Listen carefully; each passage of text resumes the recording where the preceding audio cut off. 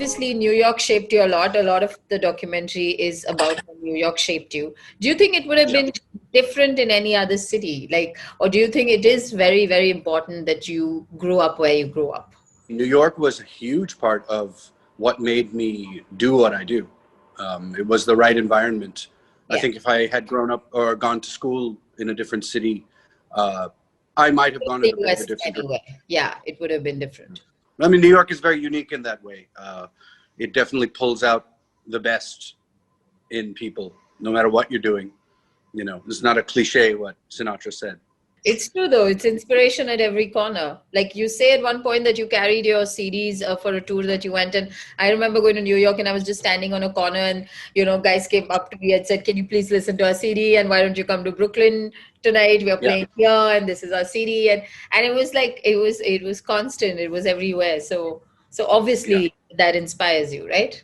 Yeah, absolutely. I mean, that was kind of the right before signing my record deal. I was, not only was I going on tour with my CDs, but I was going to small record shops and selling them 10, 15 CDs just to see what would happen. That was kind of the beginning. Back in those days, we used to, to get people to come to shows, we had to go out and give flyers on the streets and put up posters and, kind of a lot of self-promotion, whereas nowadays we can send an invite on Facebook and Instagram. The city that you relate to in India the most, is there any city like that? That would be Bombay. I spent decades in Bombay and going back and forth between New York and Bombay and Delhi as well. But Bombay definitely for me felt most like New York. Just the pace and the energy. Sure. And also the amount of talent that you're constantly meeting. What point would you say that you decided to give up the drums for the electric tabla? I mean, was there sort of like a sense of belonging to the tabla because you were Indian? I was playing tabla since I was a boy.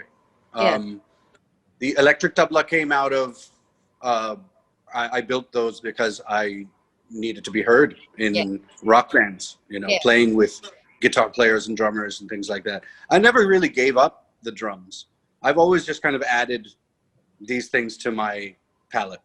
So I was also a drummer as well. When I joined Tabla Beat Science, I was playing electric tabla and drum kit with Zakir Bhai, Sultan Khan and Tabla as well.